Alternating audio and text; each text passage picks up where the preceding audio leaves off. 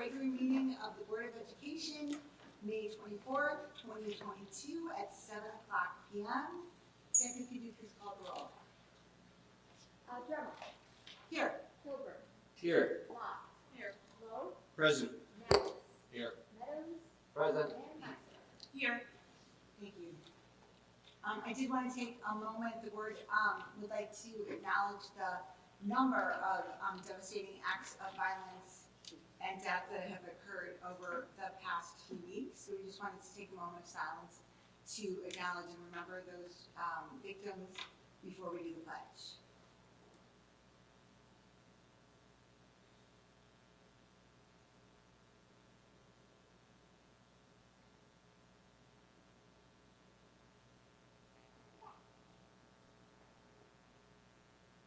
Rise for the pledge.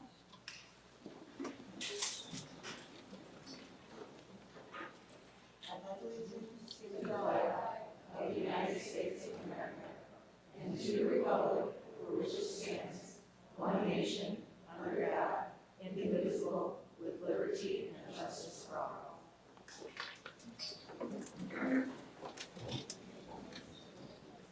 And Dr. Hickson, are there any items to be removed from or added to the agenda tonight? All right, the first item on our agenda tonight is our public comments. We welcome you all to the Board of Education meeting. If anyone wishes to address the board tonight, please see our recording secretary over next to Holly Dietrich. To submit a form for addressing the board, we do ask that you put your full name and address on the form, as we're required by state law to keep a detailed set of minutes to our meeting. In general, the board doesn't answer questions or engage in dialogue during public comment. It doesn't mean that we don't take your concerns or comments seriously. We truly do value community participation in our activities and our endeavors, and we do encourage people to participate and engage with the board using the channels that we've designed. I know there is some confusion at times as to how the board works. One of the things that we ask people to recognize is that our work happens here in front of you in public. So often when people are frustrated that we're not engaging, this is where it happens. And so we're happy to have so many people here tonight to see that engagement. If you do have specific questions, though, we are always happy to have you speak to an administrator or whoever would be the right person to answer your questions, because we do understand that often that one-on-one can get your questions answered much more quickly. Our communications manager will explain the procedures for public comment, and she'll be calling up the speakers. So I'd like to introduce Holly Dietrich. Thank you, President Carmel. Speakers will be called up in the order of form submission. The first form received is the first person invited to speak. This evening we have 9 speakers. When your name is called, please come to the podium so that you can be heard. Your comments will be limited to 3 minutes. A 3-minute timer will be projected onto the screen and will start once we're settled at the podium. At any time during this meeting, what written comments may be submitted to our recording secretary, Kathy Stafidi, at my right. We ask that all speakers are conducting themselves with civility and respect towards everyone in this room. Our first speaker is Madison Foy.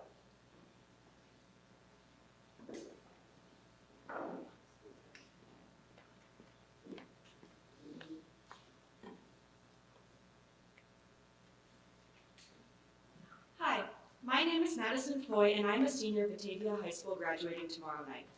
For as long as I can remember, a priority of mine has been to practice loving one another unconditionally. I was taught to love my neighbors no matter their race, their color, their gender, their orientation, or anything else that may make them different from myself. I have learned of the immense beauty and diversity and of the rich elements of our world's many cultures. For the last few months, I have watched the live streams of the board meetings from home. I have watched continuously as my teachers, my peers, and other adults speak to you about our district's issues surrounding equity. Having practiced such love and acceptance throughout my life, I can't help but hear their cries, feel their pain, and see their struggle. With that being said, I simply cannot sit on the sidelines anymore watching others fight for a cause that I believe in so strongly and have believed in for my entire life.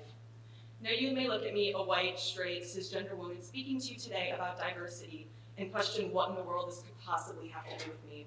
This isn't my problem, right? Well, I believe that an issue is valid and important no matter who it affects. For an issue regarding the minority is an issue that deserves to be addressed with the same speed and manner and respect as an issue within the majority. For if it were your children being cussed out in the halls or being bullied into depression, I am sure you too would want immediate action. Empathy is not lost on me. These kids and adults alike deserve better. Watching students make hateful posts on social media is heartbreaking. Watching my peers fear coming to school, crying at the doorway, is heartbreaking. Nobody, and I mean nobody, should feel as though they are a target for hate because of their identity. We learned the basic concept of empathy as children, trying to understand other individuals' points of view. So let us remember the golden rule, to treat others the way we want to be treated. Now, this is a lesson taught from childhood upwards, however, it has become a lesson lost on so much of our population. Without change, this is a problem that will not magically disappear. Nobody can wish it away, and nobody can ignore it out of existence. A year now has gone by, a year of voices speaking to you, and a year full of we'll just do it later. And with all due respect, there can be no later, there has to be a now. And as the year comes to a close, I can only hope that the next year looks different for our marginalized students, staff, and parents alike. I want to see allocated professionals and resources for our diverse students in our student services department. I want to see active education in our classrooms, specifically geared towards our white cisgender population, as we need this education more than anyone else for change to happen. I want to see guest speakers, and I want to see change in our staffing where it is due. So please let me repeat this one last time. An issue does not need to impact you personally for it to matter. This has been pushed off for far too long. Our students, our staff, and our parents are hurting. They're hurting, and you have been presented with options to tackle their issues. Let their cries be heard, and let their battle end. Thank you for your time.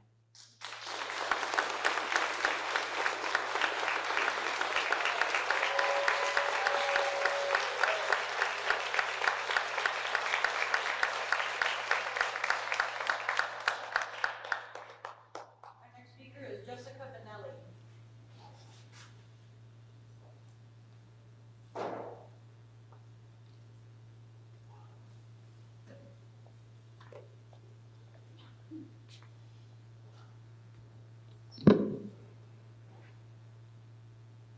Thank you for the opportunity to address the board once again. You may recall that last year I was here with my husband and my son to address the board about the STEM partnership school closing. In about 2 days, that's going to happen. In one of the addresses to the board, I shared that the president of AU called STEM a mini United Nations. It's culturally and ethnically diverse. I'm saddened that he won't have the same experiences in not only STEM programming, but the exposure of diversity. My family is biracial. Our representation matters. I'm Mexican and my husband is a non-US citizen, 100% Italian. Our STEM student, Tony, has expressed a sense of belonging numerous times at having classmates from Aurora and Naperville. In preparing for his transition to Rotolo, I became aware of the May 11th RMS messenger because my friend sent it to me, and it alarmed me. A group of 100 students gathering to quote unquote express their concerns. The action was described as generally respectful and responsive to redirection. However, a few paragraphs later in the same messenger was a statement: students who harass others, intimidate others, or create a hostile learning environment will face disciplinary consequences. Don't you think the student who was a target of this bullying may have felt or thought that the 100 students, quote unquote, gathering was harassment, intimidation, and created a hostile environment? The description of the gathering is not congruent with the alleged consequence. I'm appalled that such behavior was not condemned or viewed as bullying.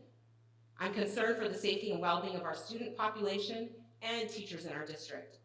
As I addressed in my email yesterday with other BPS parents for equity and justice, we need leaders that are willing to risk being uncomfortable and unpopular because they take up the fight for every child's right to belong, to feel safe, and to have the same educational opportunities as their non-marginalized counterparts. So the 4 proposed points of actions that I support is that BPS leadership should allow and establish affinity spaces for marginalized students. BPS district board hire a professional firm with experience in equity auditing to conduct a full district equity audit. BPS school board should create and hire a chief equity officer.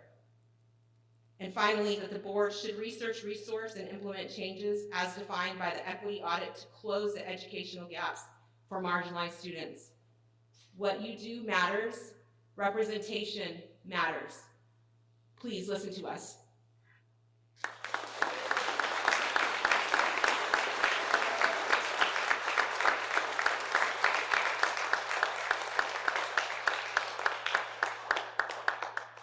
Our next speaker is Abby Abate.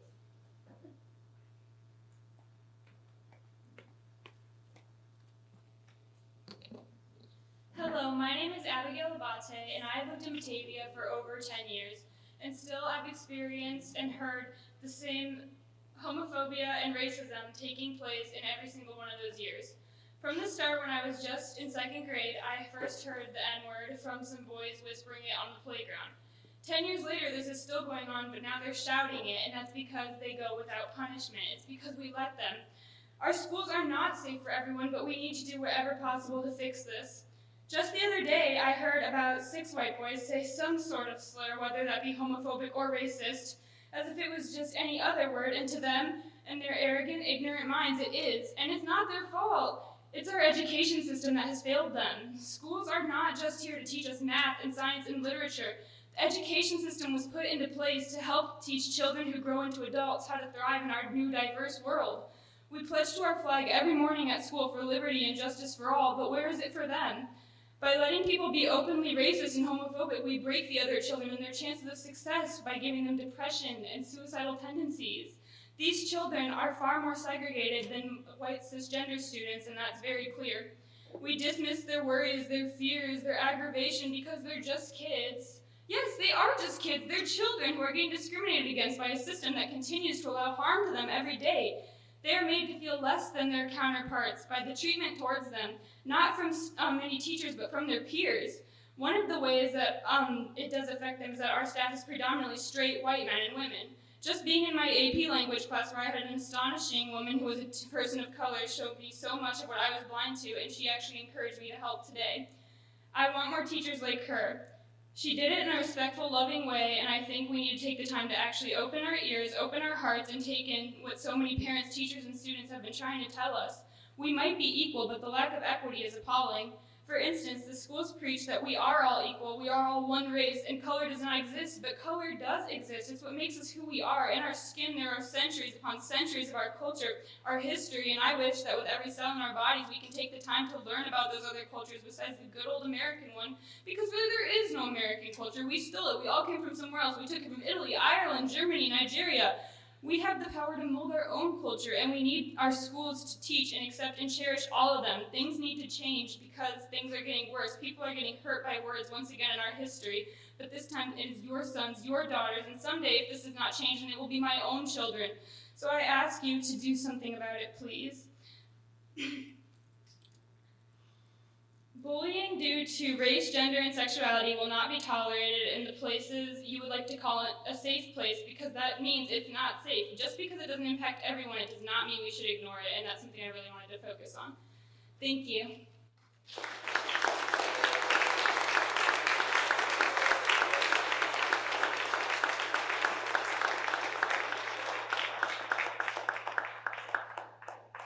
Our next speaker is Dr. Sue Sokolinsky.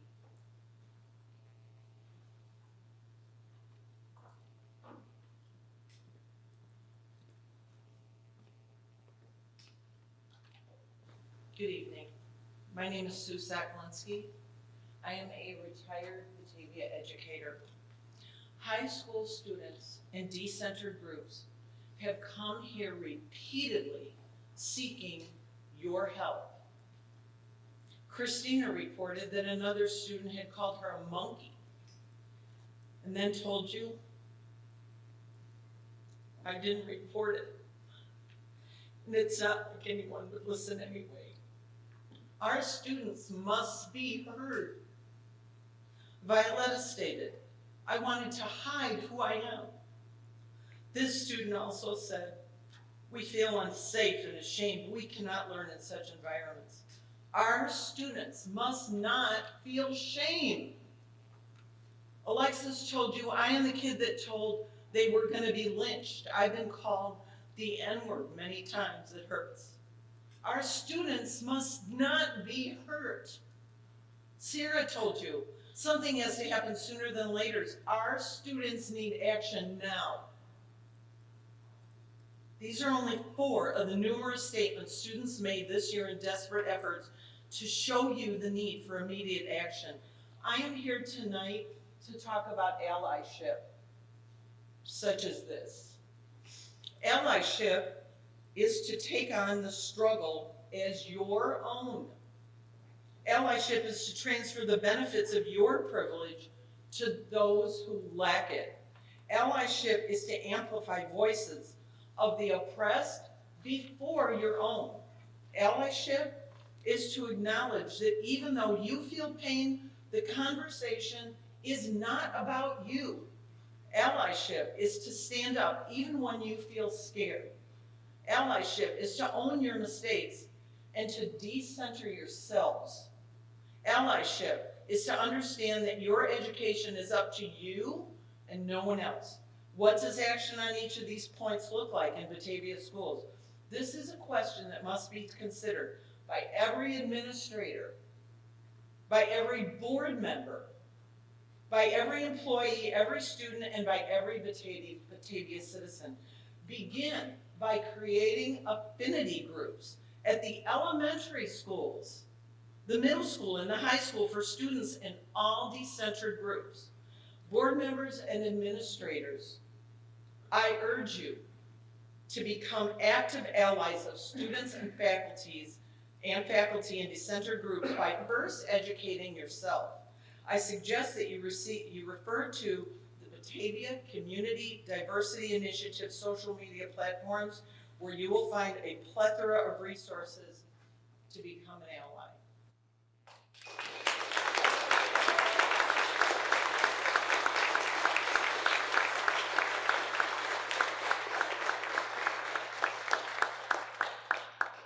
next speaker is Maura Hirschauer.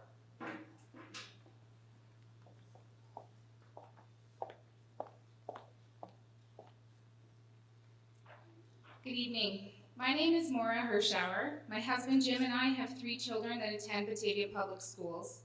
In a situation such as this that so deeply affects our community, I want to acknowledge that I am wearing 3 metaphorical hats. I am a Batavian, a parent, and also the state representative of the 49th District. It's difficult to separate these hats, so I wear them tonight with pride. First, I would like to thank administrators, teachers, and staff at the district for working hard to educate our kiddos every day. It's been a tough few years and especially challenging, and there are new and more difficult issues at your doorstep. I appreciate that you all meet them with empathy and integrity. However, I was disappointed with the district's response to the student-led protest on the rights of a transgender peer that occurred on May 11th. I was disappointed that there was not an immediate and strong statement against LGBTQ+ discrimination and hate. You had the opportunity to affirm the rights of LGBTQ students in Batavia, but you did not take it. Transgender, non-binary, and gender non-conforming students have the right to attend school free from discrimination and harassment, and to participate in programs and activities on equal footing with their peers. This should have been loudly and proudly stated in district communications. Illinois has robust anti-bullying laws and a strong Human Rights Act. Recently, the Illinois Department of Human Rights released new guidelines for schools on non-discrimination protections. If you do not have the guidance or need the help with implementation of these rules, I would be happy to assist wearing my state representative hat. Good educators, of which we have many here in Batavia, strive to make their classrooms and schools safe spaces. Some students are lucky enough to feel safe and nurtured in Batavia's classrooms. But as we have learned from the protest at Rotolo and heard in the past several board meetings straight from the mouths of brave students, our Black and brown students and LGBTQ+ students feel anything but safe and protected in our schools. And for some of these students, it is a matter of life and death. So I ask you, what is your plan to keep these students safe? We cannot ignore this opportunity to do better for all Batavian students and families.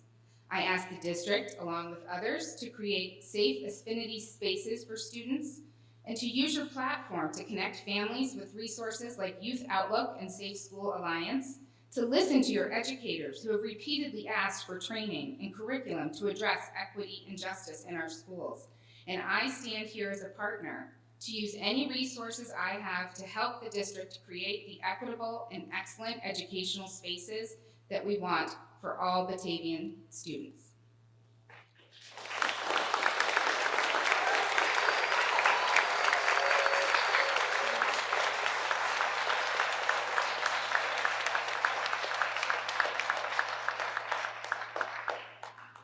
Our next speaker is Jennifer Nevins.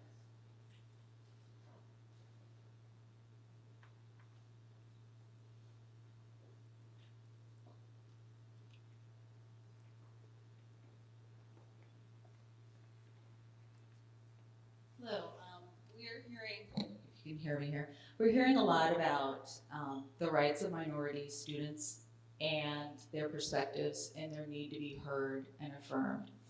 But tonight, I'm speaking to you as clearly a minority member in this crowd, which is okay, because I don't need applause and I don't need people approving of what I say, and I don't need people to think that I'm okay, because I feel like I'm okay.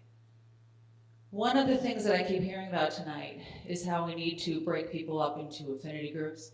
We need to have safe spaces. We need to have separate resources. And all I hear is divide, divide, divide. And I don't know, kind of mimics what we're seeing in the country. The more we talk about our differences, the more divided and the harder it is to bridge those differences. I hear a lot about being tolerant of other people, but unfortunately, some people don't understand that tolerance is a two-way street. I have children, or had children in this district, one who I won't mention.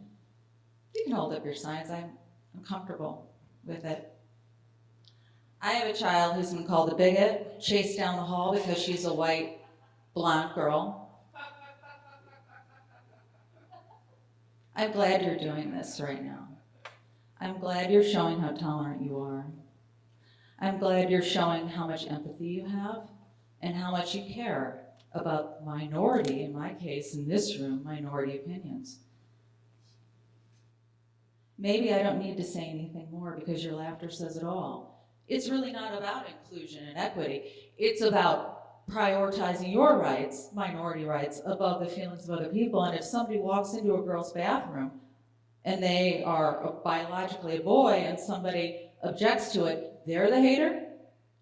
All the adults in this room grew up having separate boys and girls bathrooms. It's just what was done. You wouldn't have thought otherwise. But now we're expecting our children not to say, think about it, not to have any sense of modesty or what they want, if they feel safe.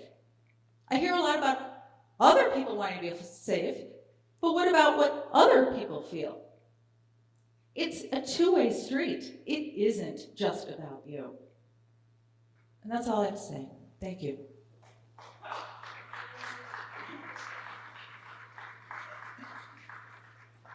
Our next speaker is Nicole Cornaya.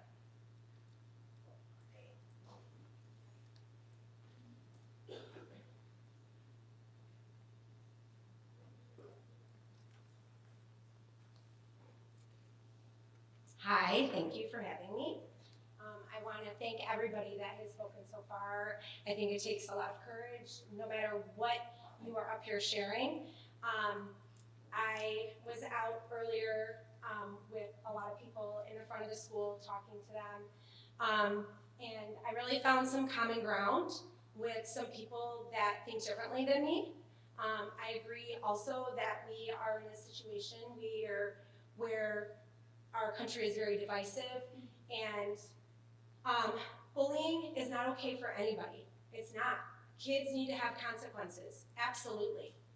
Bullying is, by definition, is something that's ongoing to a specific person, group of people, that's ongoing. That is the definition of bullying. So I feel like there's miscommunication about the bathroom usage, from what I'm understanding. From what I understand, that there is a student that went to use the boys' bathroom, and when it was brought to the administration's attention, they didn't know about this student. this student has been using the girls' bathroom all school year. And just within the last couple weeks, has decided that it was their right to use the boys' bathroom. And I don't care. I love everyone. You can hang your signs. I'm not a hater. I don't care what you and your family choose to do. I will accept and be accepting. And again, bullying is never okay. But we have gender-neutral bathrooms at Rotolo Middle School for students that need that. And those students, those boys, were caught off guard when this student went into the bathroom. And I fault the administration for that student that went in the bathroom and those 100 boys. It was respectful. I talked to the principal, and they were voicing their opinion by sitting in. There was no, from what I understand, angry words. They were sharing their feeling that they were uncomfortable because their space has been violated. And again, why do they have to feel that way? Just like anybody shouldn't have to. You know what? Take all the bathrooms out. Do 10, 12, 15 individual bathrooms. If that's what needs to happen, then fine, because everyone should feel safe. So again, I'm going to go back really quickly. Everyone has to have a safe option, individual bathrooms. If the voices of many aren't heard, they will work to find other solutions, and they're not cognitively prepared to address issues that they don't fully understand at their young age. Brains do not cognitively start developing for those type of concepts until they're 12 years old. So please, just address everything. Certain concepts you can't. Our next speaker is Scott Naylor.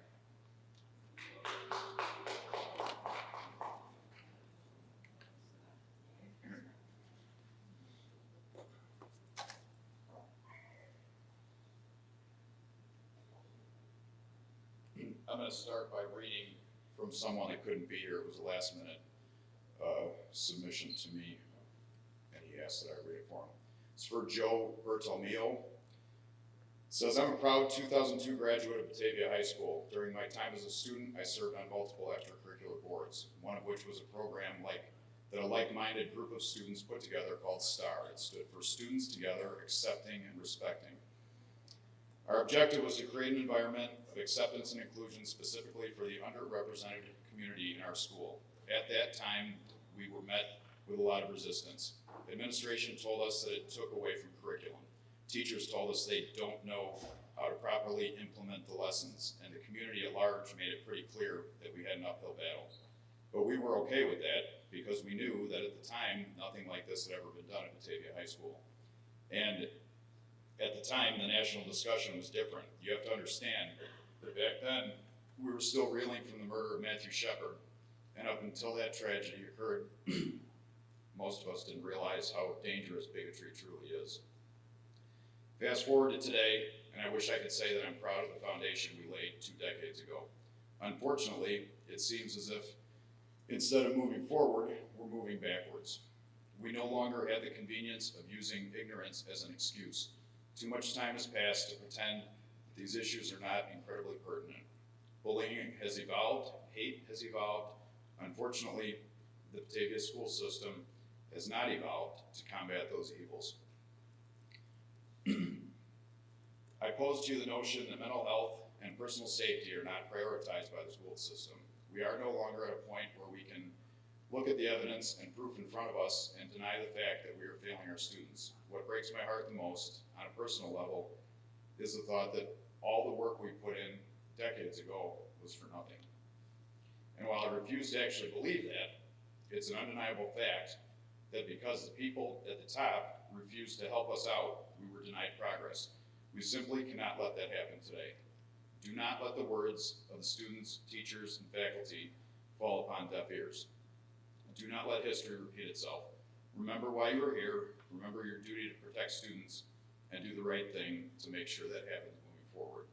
And just because I don't have enough time, I'm just going to make the comment that the majority of the people you see standing in the back or wearing red here came here with a common goal. purpose of the group that we're a part of is equity, and what we want to see is that students feel safe, equal, and included, no matter their race, gender identity, sexual orientation, special needs, disability, or financial situation.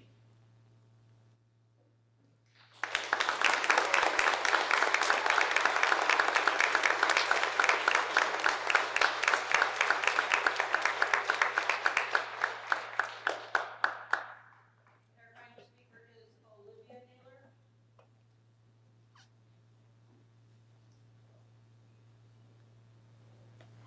Hi, my name is Olivia Naylor. I'm currently a sophomore at Batavia High School.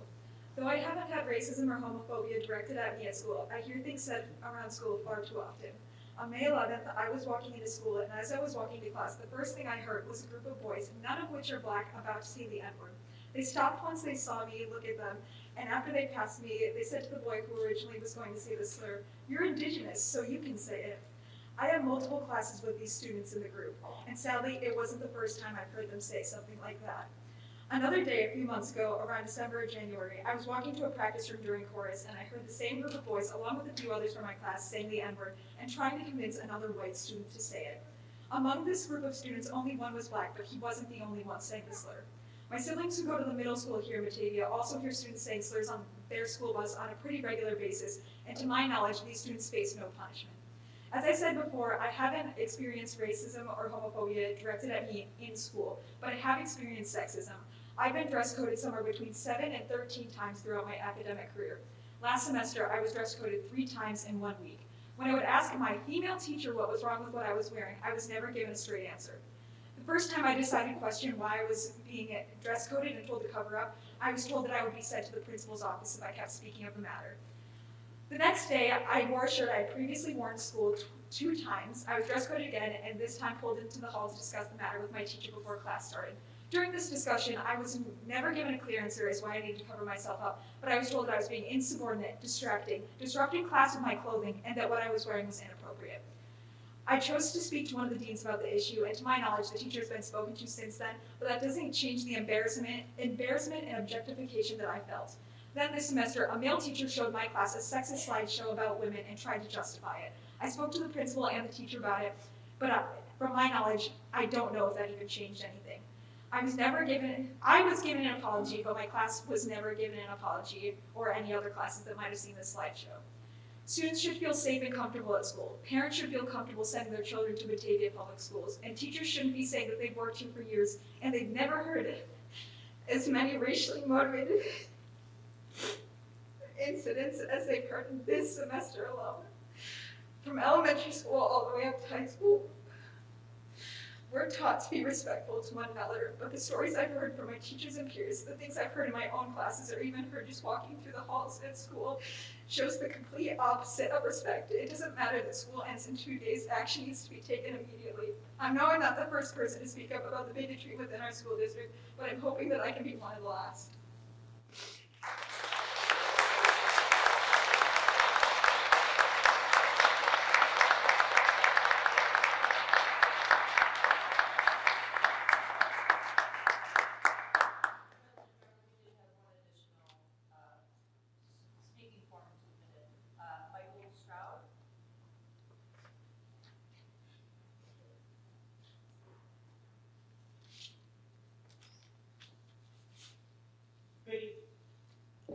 Good evening, my name is Michael Stroud. I am president of Out in Fox Valley and our subgroup, Batavia Pride. We are a nonprofit LGBTQ+ pride and advocacy organization in the Tri-Cities and surrounding communities. I am here tonight because it is well known in the community that bullying and harassment are a concern at both middle school and high schools here in Batavia. Our concern goes beyond the LGBTQ+ students, but includes students who are bullied and harassed based also on emotional and physical disability, racial or ethnic identity, gender, height, weight, native language, or any other characteristic that is subjected to bullying. In a 2019 report, the National Center for Educational Statistics reports that just over 20% of all students report being bullied. Male students are more likely than female to be physically bullied, while females are more likely to be bullied by rumors or purposely excluded from activities. The Centers for Disease Control state that students who experience bullying are at an increased risk for depression, anxiety, sleep difficulties, lower academic achievement, and dropping out of school. A 2018 study revealed that 70.1% of LGBTQ+ students were verbally bullied in the past year because of their sexual orientation, and 59.1% of their gender expression, 53.2% based on gender, 59.5% of LGBTQ+ students feel unsafe at school because of their sexual orientation, 44.6% because of their gender expression, and 35% because of their gender. The Trevor Project reports that LGBTQ youth are not inherently prone to suicide because of their sexual orientation or gender identity, but rather Palace at a higher risk because of how they are mistreated and stigmatized in society. I find it shameful that anybody has the nerve to stand up here and claim that white cisgender children are heterosexual children too, are somehow a victim of society because we're looking out for the best interests of everybody. And I just want to say DEI supports all children. It improves the lives of everybody. It certainly does not hold back anyone. And so how dare anybody say otherwise? Batavia District 101 has the policies required by state law regarding bullying and harassment.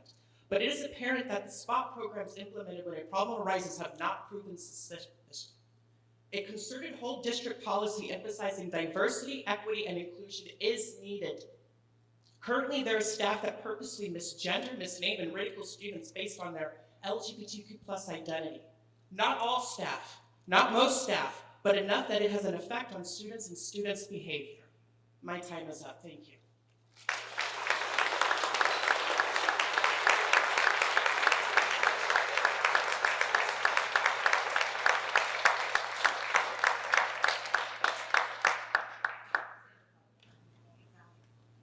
Next item on our agenda is our BPS partners. I'd like to invite Todd Swanson to the podium.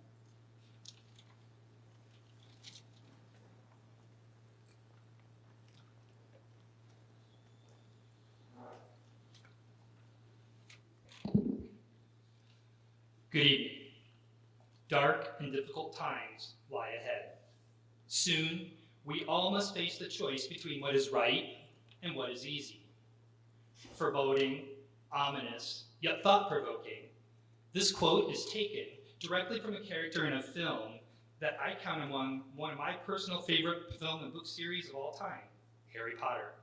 In fact, Professor Albus Dumbledore delivers this line to Harry himself in the Goblet of Fire movie, right towards the end of the film, when after seemingly clearing another hurdle in his life's journey, Harry is being warned by Dumbledore that there is more yet to come for young Harry that will challenge his very thinking, his values, his tenacity, and the very character that makes up his being. Will Harry crumble and do nothing, taking the path that is easy? Or will he choose the path that is right and just and commit to giving everything in his being to fight the good fight? If you know the books and the movies, then you already know that answer.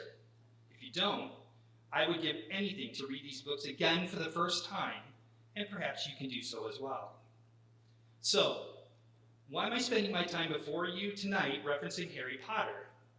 In many ways, where we are as a district right now is where Harry and Dumbledore were at the end of the Goblet of Fire.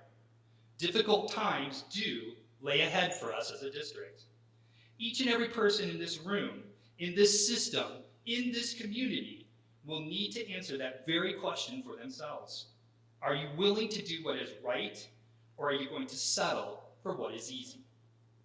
All year long, month after month, you as a board have heard from community members, parents, teachers, staff members, and students about issues impacting our district. People have been sharing their truths, telling their stories, coming before you and publicly sharing things with you and asking things of you. At the end of the day, everyone, no matter what side of the topic they happen to be fighting for, is looking for the same thing. What will you do about it? Your role in and of itself is not an easy one to fill. Each one of you is a volunteer who decided to take on the role of board member to help make our school district a better place, a safer place, a place that we can all be proud of. The time spent on the receiving end of what I am sure is an ongoing barrage of being told everything you're doing wrong or not well enough in no way balances out with the times that you're told thank you or well done. Believe me, your teachers, educational support personnel, administrators, and district staff are in that exact same boat. And that leads me to my main point. We should feel like we are all on the same team. But in all honesty, what I feel, and I don't believe I'm the only one in that feeling, is that there is an us versus them mentality. There isn't just one thing that has led us to this point. There are many things over countless numbers of years that have been rationalized, internalized, and institutionalized that have now become the face of our district. This leads us to a very important climax in our district's history. What difficult decisions will we be making that will begin to tear down the walls that have been allowed to be built up and woven into the fabric of BPS? Taking a stand is hard. Making a tough decision is even harder. The hardest thing is making a decision that you know will have the maximum benefit for most, but may end up upsetting another group of people. One thing I have learned as a leader is that no matter how hard I try or how much I wish this to be the case, almost never will a decision be a win for everyone. Inevitably, someone is going to be upset by a decision that I have made or a decision that I must carry out. That, however, does not stop me from making that decision. In fact, every time I make a hard decision or a difficult decision that is the correct one to make, that makes me more courageous. It gives me the fortitude to continue to make difficult yet right decisions and not opt for what is the easiest or the decisions that will garner the least amount of backlash. In fact, making a decision that is wrong or choosing to be indifferent and not make a decision at all fosters a spirit of cowardice. And it is ultimately those decisions that will permeate our entire district and either fill it with courageousness and fighting for what is right, fair, inclusive, and equitable for all of our students, or cowardice for choosing to bow down to those who are perhaps the loudest, but certainly in my experience, are in the minority. Easy is the quickest answer, but I challenge all of us to be brave and to look at whatever injustices are facing us as a district and to make the decision together to fight for what is right, fair, inclusive, and equitable for everyone that comes into our classrooms and buildings. Those will not be the easiest of choices to make, yet will be the ones that will be the most impactful in driving our district forward in the spirit of doing what is right and just, all while knowing that there will be backlash from those impacted from those decisions. We must look at injustice for what it is and decide how best to combat it. To close, I'm going to quote the wisdom of Professor Dumbledore once more. In the same montage where he is telling Harry about the difficult choices he is about to make, he tells him to remember this. You have friends here. You are not alone. Even though I realize that not everyone in our district can refer to each other as a friend, we can certainly agree that as colleagues, we are not alone. And at the end of the day, we are here to make sure all of our kids feel welcomed, included, and valued. We are not there as a district yet. We may say it, but that's not the truth. We must now work together to make the difficult decisions for what needs to be done so this can be the new narrative of our district that isn't just posted on a bulletin board or part of a daily announcement. We all have to live it, model it, and most importantly, believe it. We have begun to take small steps in that direction, but in order to make those bigger leaps, we are constantly going to have to ask ourselves, will we do what is easy, or will we do what is right? I know where my allegiance lies, and I hope that leading by example, we will see where yours is as well. Thank you.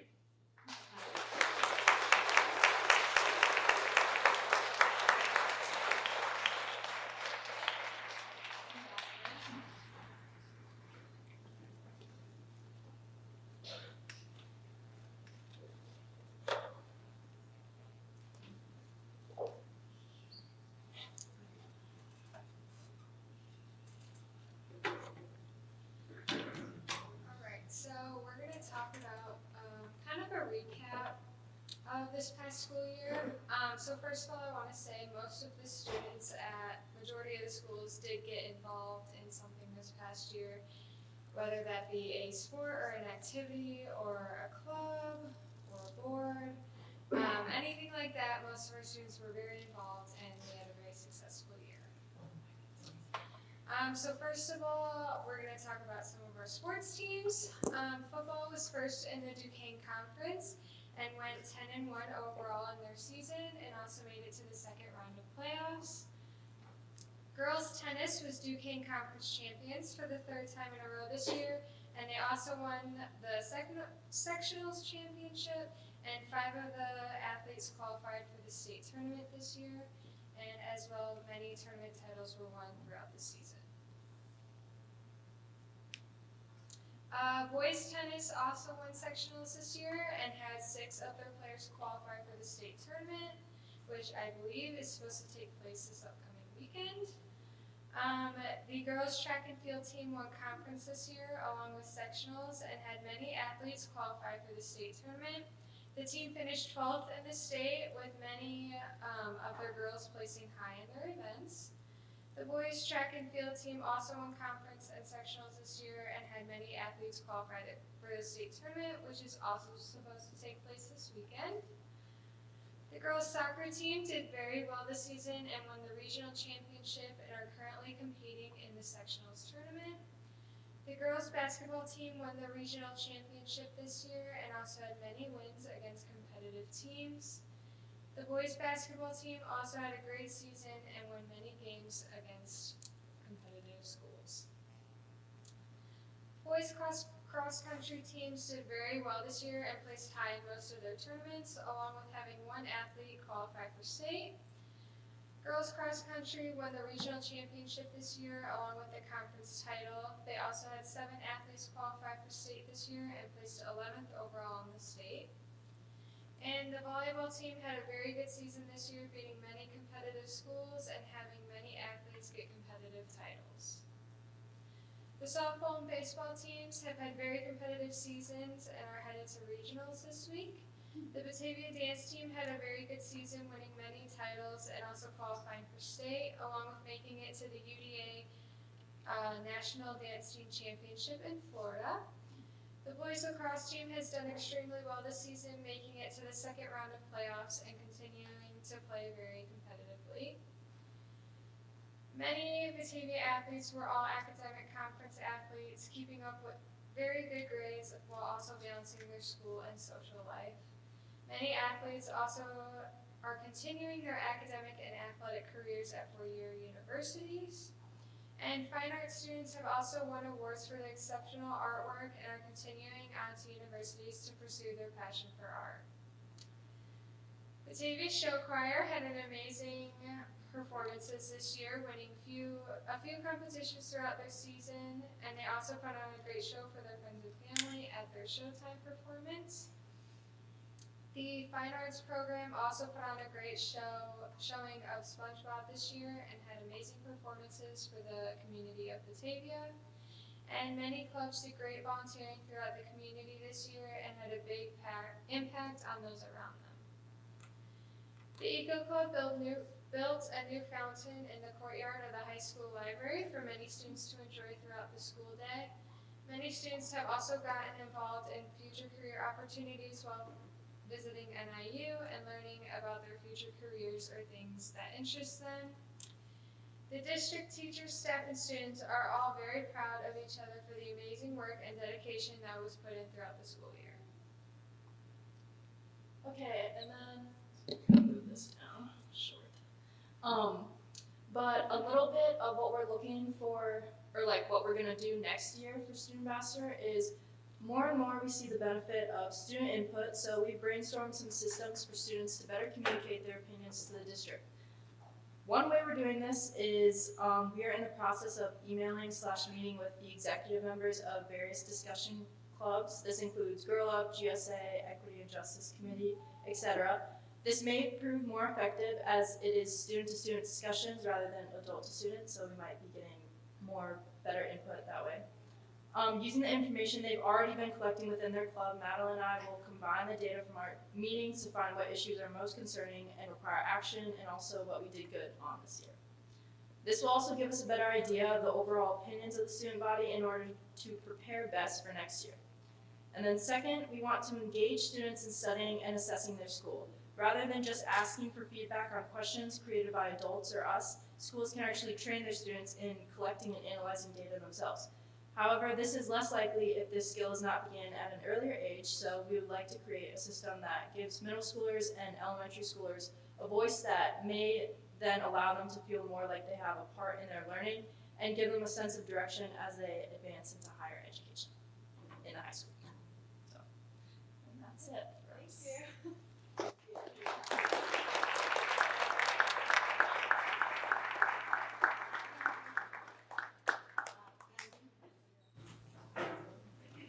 I had the privilege and honor of interviewing you when we were collecting our student data a couple years ago. For those of you that don't know, we have student ambassadors that help the board and be a voice for the students at the high school. And we pick a new student every year. And Kenzie interviewed 2 years ago, and tonight concludes her service to the board. And so we just wanted to present her with a plaque here for your service. And you've been a great asset. So thank you.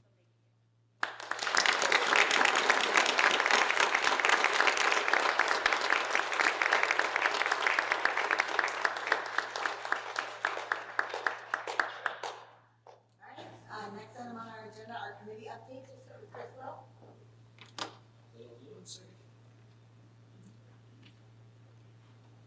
So I had 2 committees this past month. We had the stipend committee. At the stipend committee, we had Chris Owen provide a detailed presentation on how we currently fund and staff for our music programs, and a proposal for how we could reorganize that to both streamline the process and to make the district responsible for the cost for all personnel. Currently, we have community organizations that cover a significant portion of our personnel costs for our music programs. So we're going to try to change that. Obviously, this will require an increase in stipends. So the necessary group is reviewing the proposal and will return with something that we can consider. Also, we had a CAC meeting, and at the CAC meeting, we discussed our SALT teams, which is our subject area leadership teams, and getting those started again. It was a very robust, positive, and inclusive discussion where everybody contributed. Specifically, we questioned what should and could be included in SALT teams and what the name is and whether or not the name is accurate. While we agreed that there could be potentially other things that could be included besides the core subjects, we decided to start with math, ELA, science, and social studies.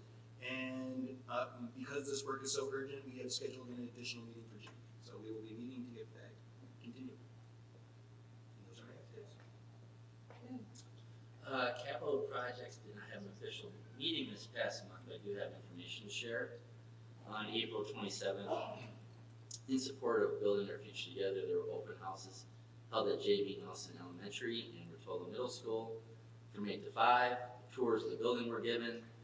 Information was provided concerning the different proposals that are being discussed, and members of the volunteer facilitating team, BPS101 administration, school board were present to answer questions.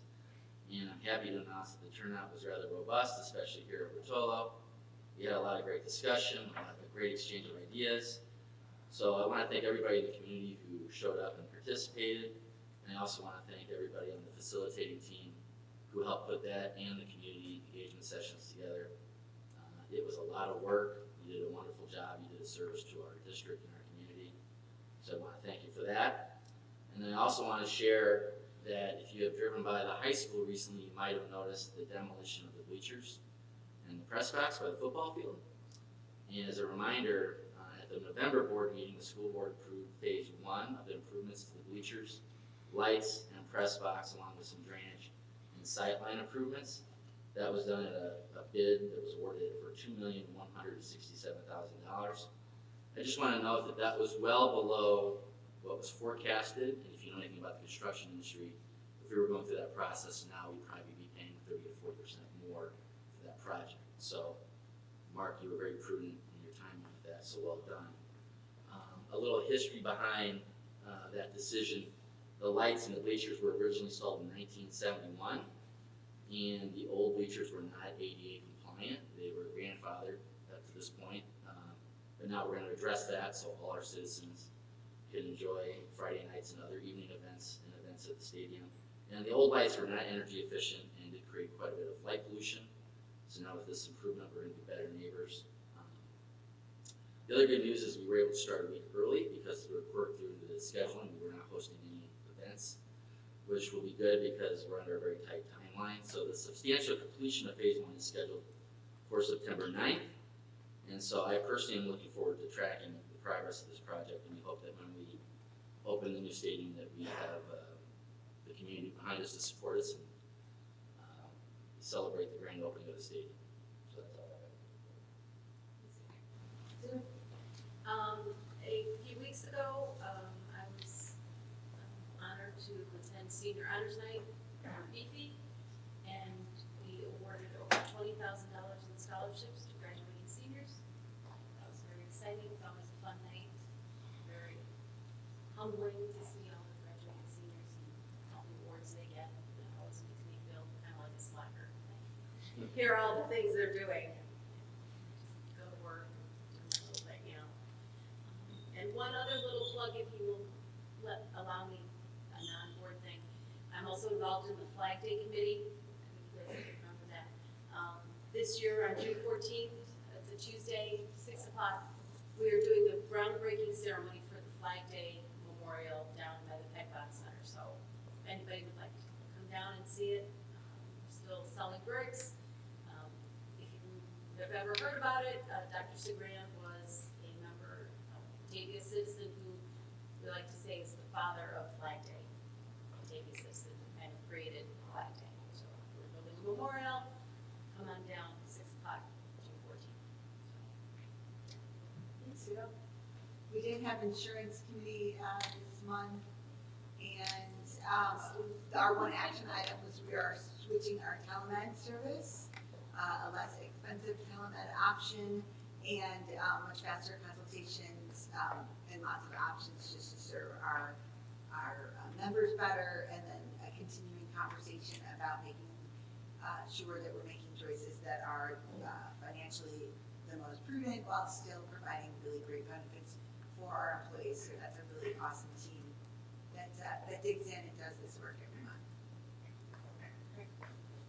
If you guys can hear me, I had 2 meetings this week, this time with the facilitating committee meetings. Just want to applaud what the work and effort that everybody put into that. They did a fantastic job, very good conversations, and very honored to have been a witness to that process.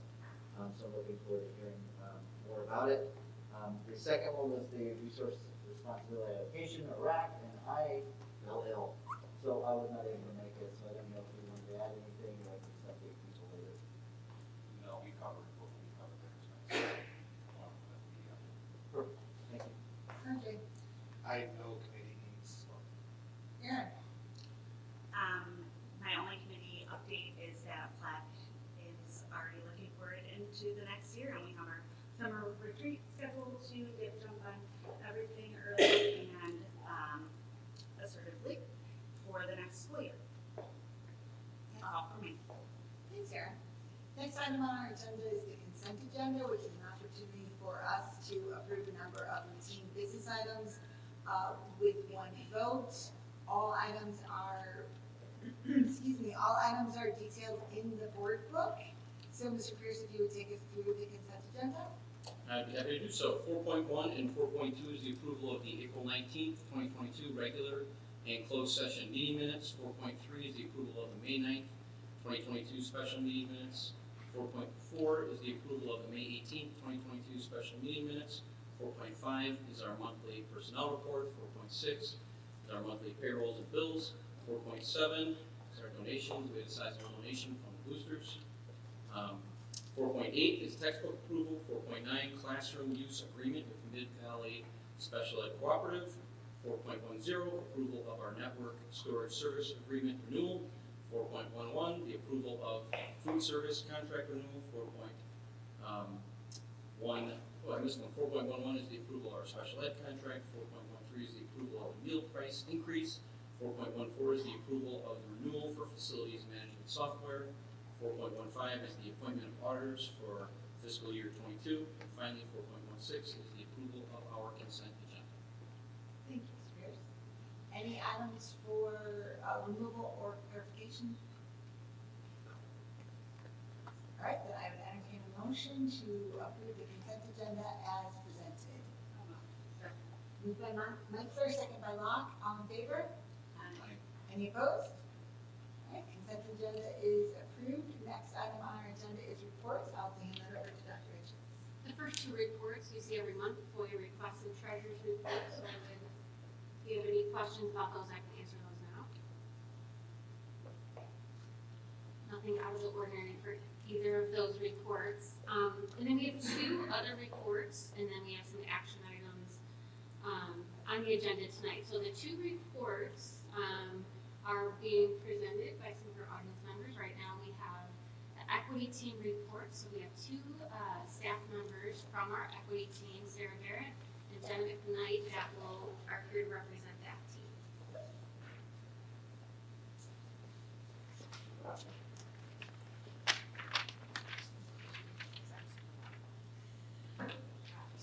Good evening. We are here from the newly formed district equity teams.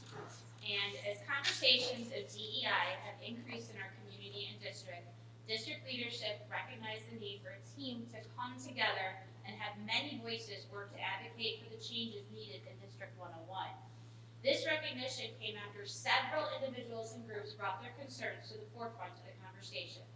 Interested teachers were invited to fill out an application to be a member of the new district equity team. All those who applied believe in the validity and importance of district-wide DEI initiatives. While not all applicants could be a part of the official team, their voices are still important and are carried with the members who were selected to be part of the team. The team consists of teachers and administrators from all levels with various backgrounds and experiences.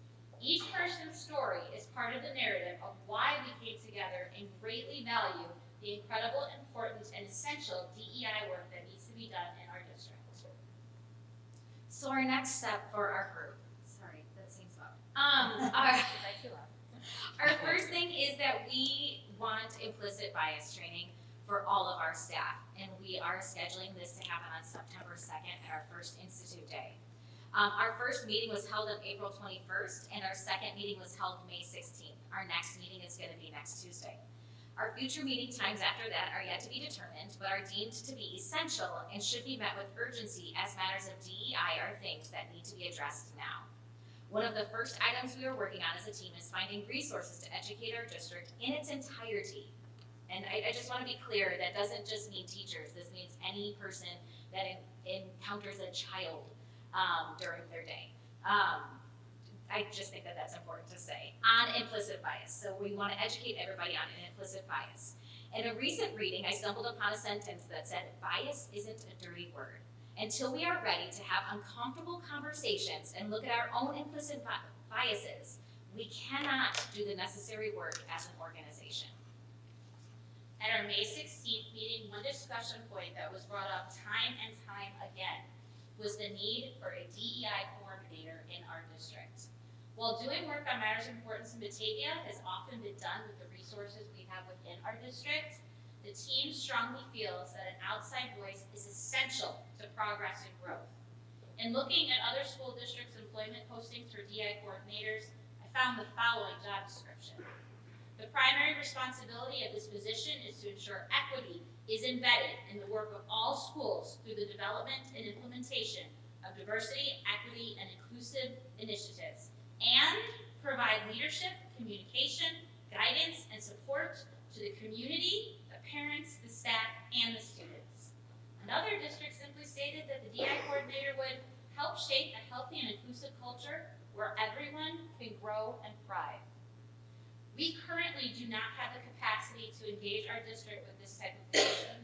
A new position filled by a person who possesses a deep understanding of diversity challenges and ability to lead systemic change is needed. We are also recommending that the board, along with the district, clearly state our position on how we will support our marginalized students. This includes our students of color, our LGBTQ community, and our students with disabilities. This is not just an equity statement. This is a clear stance on how all staff will respond to acts, whether verbal, written, or physical, against any of our students. This is stating what laws the district will uphold for, This is stating what laws the district will uphold. This is giving consequences as well as educating those who violate the rules and expectations we have set forth as a district. This is standing up, especially when it is hard, for what is right and for how we would all want to be treated. We ask that this message comes out before the next school year. Set our students and our staff up for success and support. Thank you for listening and hearing what we are asking of you. Every person in this equity committee has a passion to make sure that all students feel that they belong. Our recommendations to you are a step in that direction, but by no means the end. We look forward to continuing our work and making progress with your support.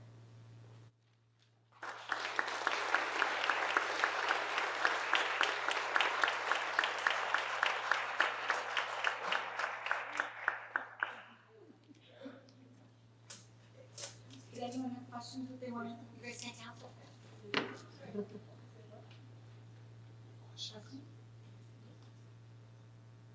Are you not our final discussion on that No, topic? I think that's probably why we don't have questions, because we have an expectation that we'll. Did they have like a written report or something? No? No, we'll work on that. I know one of the co-facilitators is here, and since they are such a new committee, thank you very much for your passion. I think your first meeting was in April, and so the full action plan isn't prepared yet, and that would be turned in, but also they just wanted to update on their progress of their 2 short meetings that they've had so far. Thank you. Actually, I have a question. Do we know when they'll report back again? At least, can we have a date or a time or a deadline? We don't have that right now, but I would ask If the we could- committee, we could find out. whenever when a committee needs to make a report, we have an annual calendar of reports, and we will give them whatever regular slot, like we have different groups that report different months, we can add that, but we would also listen to their recommendations of how often they do that. Yeah. Do the board committee number? Not yet, we're working with, we need to work with, get this in the contract, because all of our committees are in contracts, and it actually says how many members are on the committee, how many board members, how many administrators, and we have a little bit of work to do. Is that like 2 months? Good to And hear. planning. Okay. Good, thank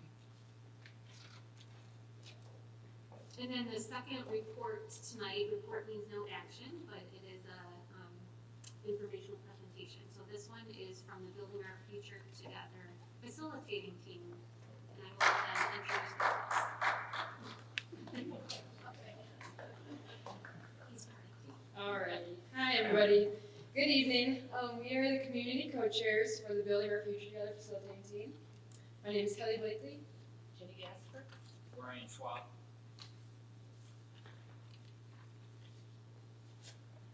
So our purpose tonight is to inform you of the work we have completed over the last 4 months. Your charge to us was to engage the community and seek feedback on the draft of the Educational Master's Facility Plan. The facilitating team met starting in December 2021. We planned and facilitated 4 community engagement sessions and held open houses at JB Elementary School, and Rotolo Middle School. Back in December, the facilitating team met for the very first time. There you go, good. This group of people discussed how to reach our goals and with a collaborative effort determined the schedule for the next 4 months. Thank you to everyone who participated, and if you're a part of the facilitating team and are here tonight, we thank you, and you would stand up to be recognized if you'd like, but you don't. But thank you.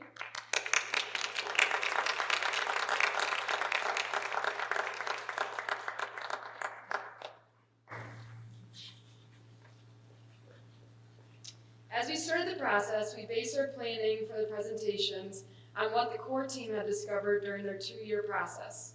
The guiding principles set forth what criteria needed to be used as we started to continue to plan for the future.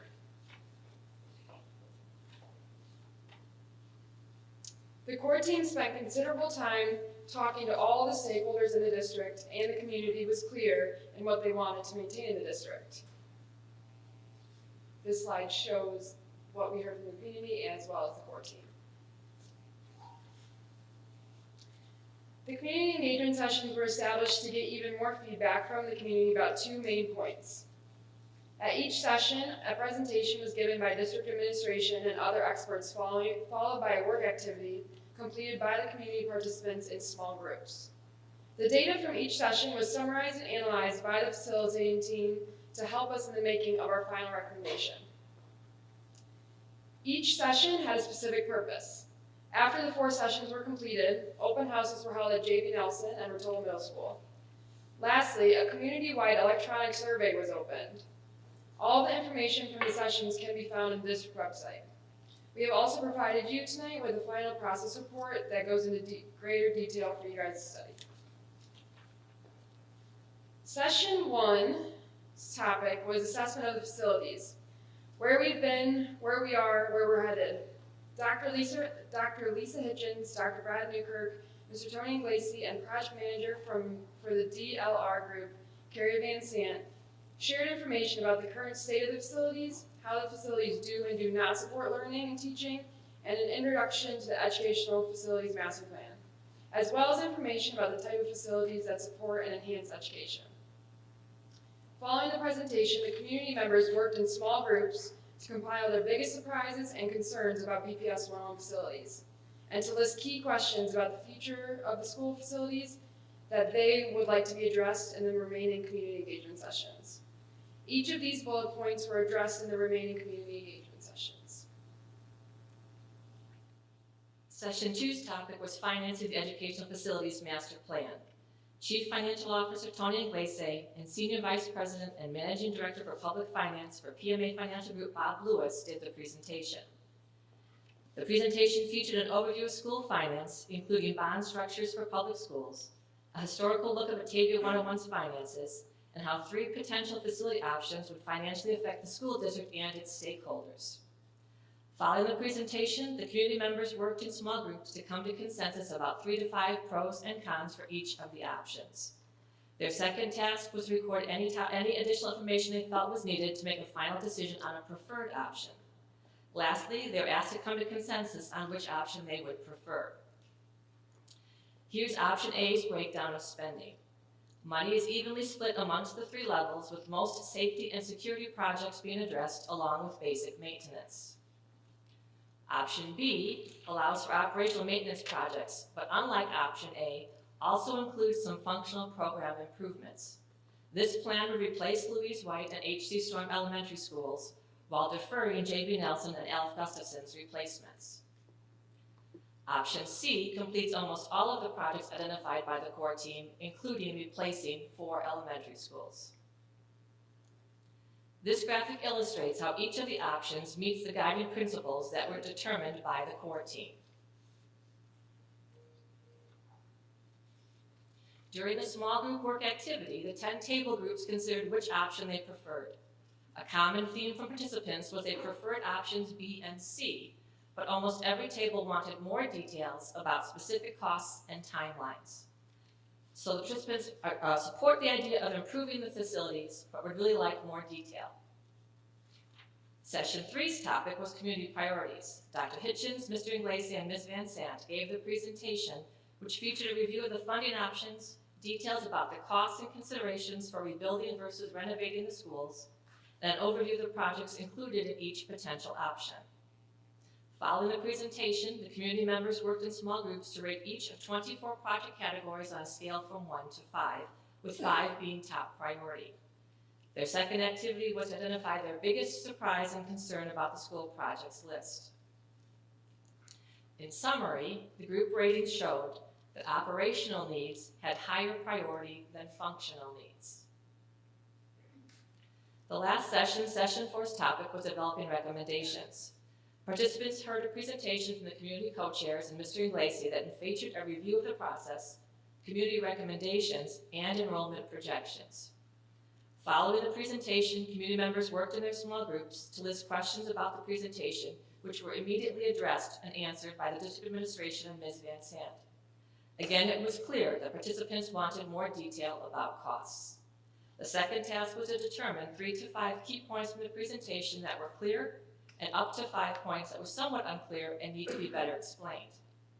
Last, the groups were asked to list 3 key takeaways that everyone in Batavia should know about the Educational Master Facilities Plan. Summarizing the table's responses, it appears the community members understand the facility needs, what options exist for funding all or part of the plan, and the impact the options would have on property taxes. Continuing the same theme from earlier sessions, they still seek costs and timeline specifics and impacts on the students. On April 27th, community members were invited to tour JB Nelson in Rotolo. About 40 families toured JB, while 150 families toured Rotolo. The self-guided tour included stops that highlighted areas of concern for that building, as well as similar concerns throughout the district. District leaders, along with DLR experts, were on hand to answer questions. Nearly 60 attendees completed individual feedback forms at the open houses at Rotolo Middle School and JB Nelson Elementary School. Those attending the open house at JB Nelson preferred option C, with option B coming in a distant second. Those attending the open house at Rotolo Middle School were nearly split between option B and C. Other responses were a mix of option A, all, none, and undecided. We were very pleased with the attendance at the open houses and thought that it went well.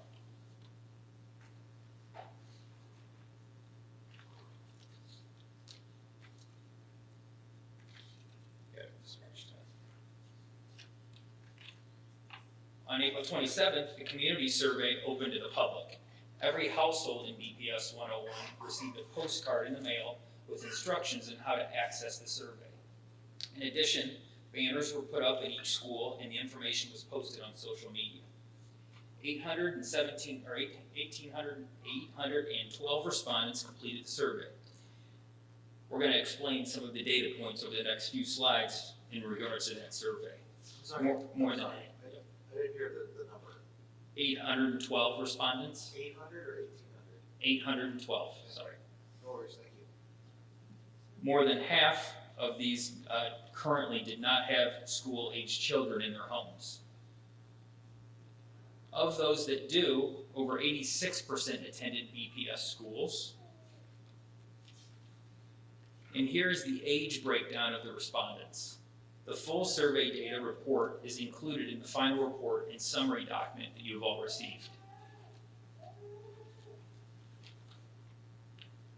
Respondents were asked to give their opinion about each option at the beginning of the survey. Results in these tables were weighted by gender and parents of school-aged children. A little background: when conducting electronic surveys such as the one completed in our Building Our Future Together program, oftentimes certain types of district residents are more likely to respond than others. Commonly, women are more likely to respond than men, and parents of children 18 and younger are more likely to respond than those without children at that age category. Women and parents of children 18 and younger tend to be more positive about their school district than are men and non-parents, so you do not want their overrepresentation among survey respondents to paint an overly positive picture of the district or key initiatives under consideration. To avoid this, when analyzing electronic survey results, responses can be weighted so that survey demographics more closely reflect community demographics, and thus results are more reliable. Such a weighting procedure was applied to the analysis of our survey results so that they reflect a 50-50 ratio on gender and a 40-60 ratio on parent versus non-parent, those of children 18 and younger. When weighing the results in this manner, the adjustment was very modest. For example, support for option A went from 47.9% to 51.7%. For option B, from 65.3% to 62%. And for option C, from 39.4% to 34.1%.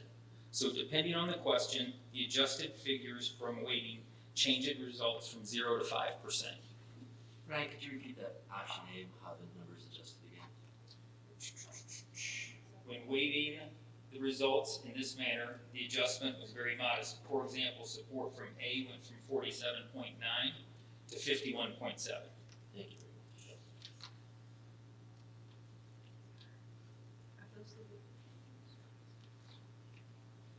Then, at the end of the survey, respondents were asked one more time about their option preferences. For this question, respondents had to choose just one option, whereas on the earlier question, they gave their opinion on each of the options. When looking at the results across all questions, the survey measured 61 to 62% support for option B. Early in the survey, 62% said they favored option B. On reconsideration, towards the end of the survey, the percentage was 61.3%. If you assume those who preferred option C would support option B if that option were on a ballot, option C, while receiving considerable support in our engagement meetings, was only favored by about a third, or 34.1% of the survey respondents when initially asked, and 25.8% on reconsideration towards the end of the survey.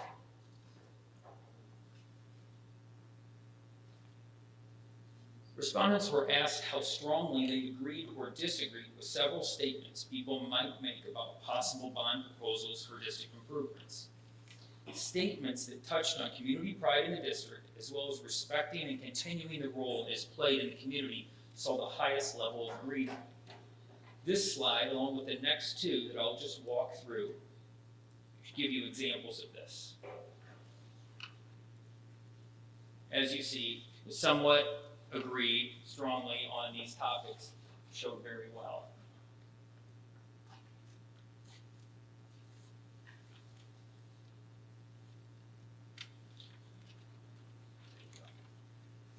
Two questions asked respondents if they agreed or disagreed that nothing needs to be done to improve school facilities. The first time this question was on the survey, 26.6% agreed. The second time, with a different wording, 31.4% agreed that the schools are fine the way they are and improvements are just not needed. Meaning almost 2/3 disagreed improvements are not needed.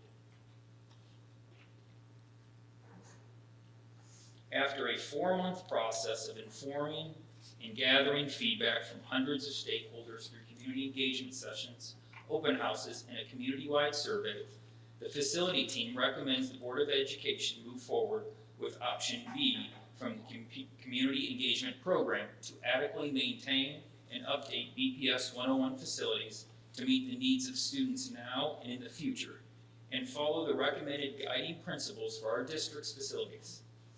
Despite the volatility of the economy, moving forward with option B allows improvements to be made while maintaining the tax levy for bond and interest tax.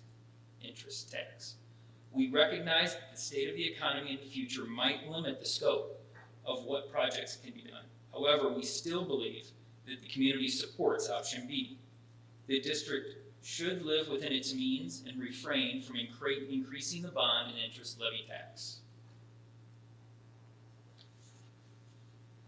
Regardless of what decision the board makes regarding the Educational Master Facilities Plan, we believe it's critical that the board continues to communicate and engage the community about the 3 topics noted here: overall needs of the district's facilities, proposed timeline and impact of the facility, updating processes of students, and the estimated costs for the facility updates. Thank you for your time and attention to this matter.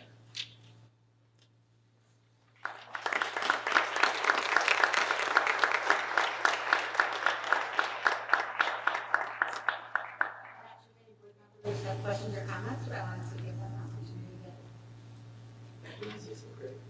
Go ahead. I just wanted to say thank you to Brian, Kevin, and Jamie, and the entire facilitating team. Many of them are here tonight.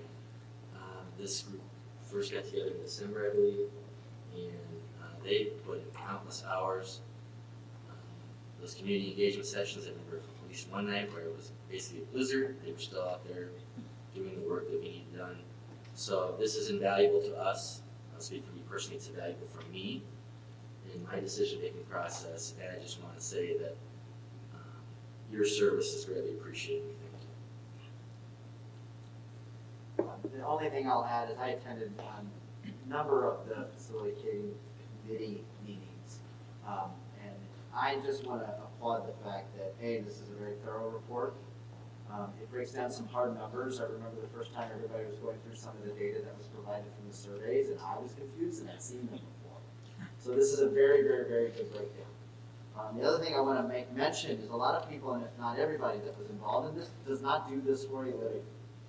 They do not help understand it because you'll probably do it once in your life, so thank you.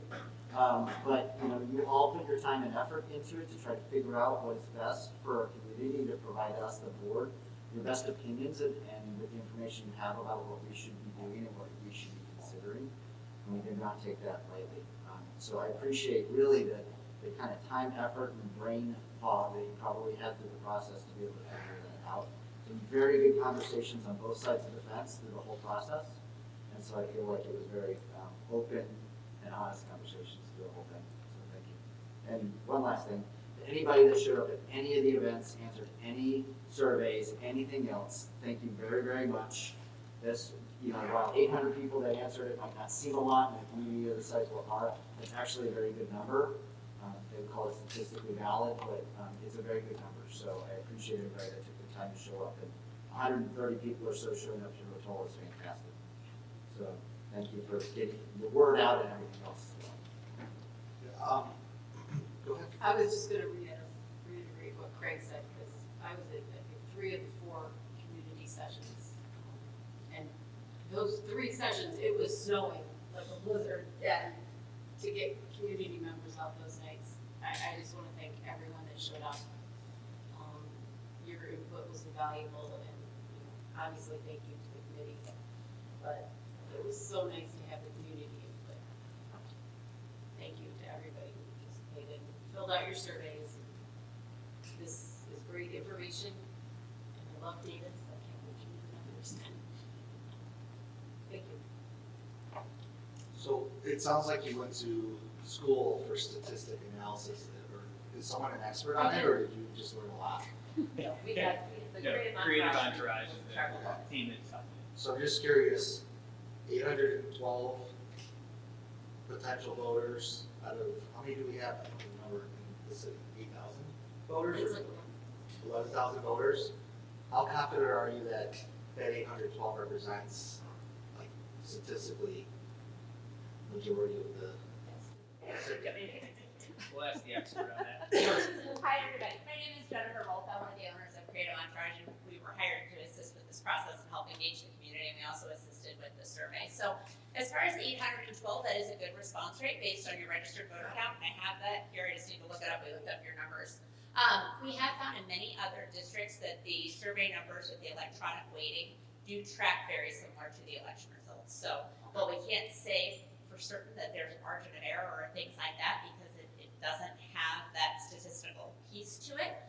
It's good data for you to base decisions on. Well, it is 80% of the voters that turned out, I believe. We had like 1,005 voters for the midterms. For November, your turnout numbers were high. If you give me a second, I can pull them up. We pulled your last 3 elections. Maybe that's how many people voted for me. No, it was high. And I will say, just in general, your voter turnout numbers were high compared to a lot of communities that we work in.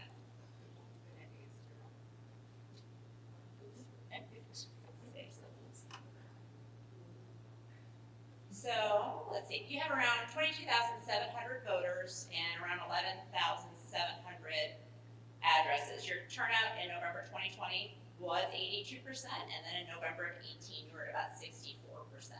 So, a lot can change, as everybody knows what that turnout may be, but you're looking probably in that 60 to 80% turnout in all.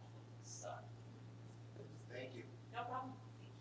One thing I really appreciated about the data is the explanation about some of the numbers being weighted. Because a lot of times when I look at data, like, okay, but what does that really mean? Because as you all explained, some people are more likely to take the survey in different age groups, and do they vote? And so that piece of it really hit home for me and made the numbers much more real.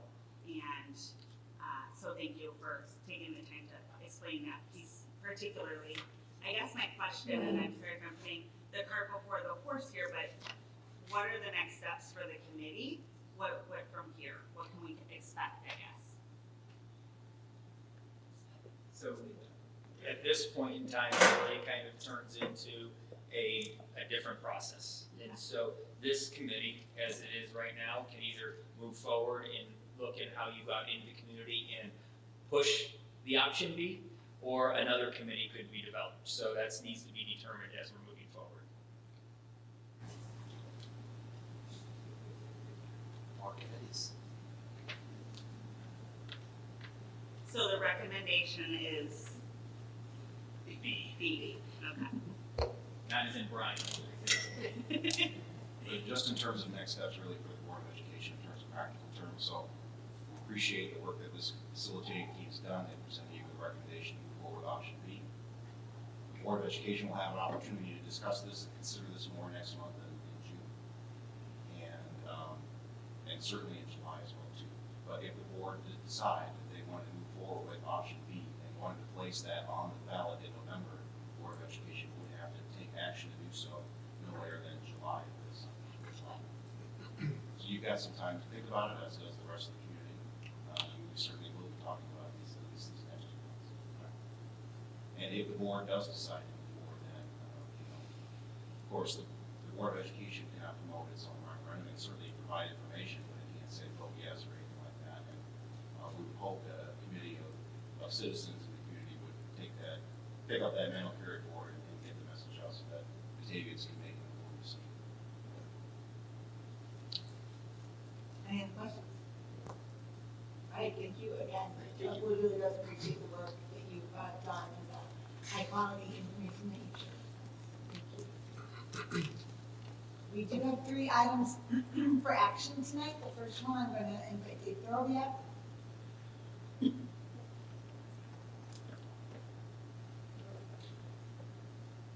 Good evening, everybody. My first one on the list here is an online enrollment platform that we're looking to purchase. We've basically set out to kind of streamline our student enrollment process, try to help the parents and everyone deal with all of that, try to drop some of the paperwork that everyone's got to fill out over here. The whole goal here was to kind of streamline it where you can kind of do it as you get time to do it. You can do this from your couch at home watching TV, or you can do it from a computer, it doesn't matter. The goal is to kind of have a one-stop shop for everything. So this also includes, obviously, enrollment and registration. It does also take care of like field trip forms, any type of athletic type forms, things like that. So forms in general, one-stop shop. It's actually an add-on to Power School that we already own, so it's just kind of a piece to that will enhance that experience. That's it. Questions? We'll continue to have options that are not electronic, right? Yeah. This thing will actually help a lot of the paper transfer as well. So like if you, for instance, spelled your name wrong or something on a form, we could catch it sooner electronic than it would be if you maybe forgot a paper at home or something like that. It's kind of preventing some of the chaos that happens. But it doesn't replace things like Remind or, okay. No. This is purely just forms primarily. But what this would do is if you get an email from your teacher saying you need to sign permission slip for a field trip, in my house, the example would be going through thousands of papers to try to find it. Right. You can go to this portal and pull it up. Yep, it's all in the parent, it'll be in the parent portal. Same thing you're used to looking for your kids' grades and stuff now, so it's kind of all in that same area. All right, then I would entertain a motion to approve a 2-year service agreement for Enrollment Express with eFlex for Power School in the total amount of $54,690. Moved by Meitzler, second by Meadows. All in favor? Aye. Any opposed? All right, I believe the next one is Dave's too. Yep. So I tried to break this down, kind of makes sense. So I was just gonna, Aaron and I actually had a good conversation about this. So we're looking to purchase a system that is kind of a platform for monitoring security events that happen on a daily basis millisecond by millisecond, where our team can actually catch some of this stuff going on before it happens. It can actually get backstories. For instance, if someone walks in with their phone, they've changed their password, it locks their account out, I have no idea why. The system will actually give me a list of things I can check to see why your phone locked, what it is, where it was, all of that. The whole goal of this is enhancing our cybersecurity stance. It also does integrate with other systems you already own, so it's going to help everything kind of work together as one big machine. It's all automated as far as AI and things, and everyone keeps using that word in the tech industry. There's a lot of stuff behind this that will kind of make decisions based on threat levels and send us an alert or shut something down if we have to, kind of preventing what we can before it does happen. And that is called QRadar from IBM. Right, then I would entertain a motion to approve the purchase of IBM QRadar from the Continental Resources in the total amount of $87,264. Second. Moved by Locke, second by Lowe. All in favor? Aye. Any opposed? Right, thank you, Dave. Final item, air handlers and chillers, looks like Mark Anderson.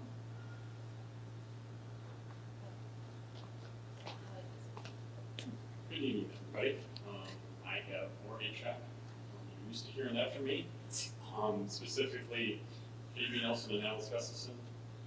Those air handlers were installed sometime in the 80s and kind of been on hold for a little bit because of work we heard before.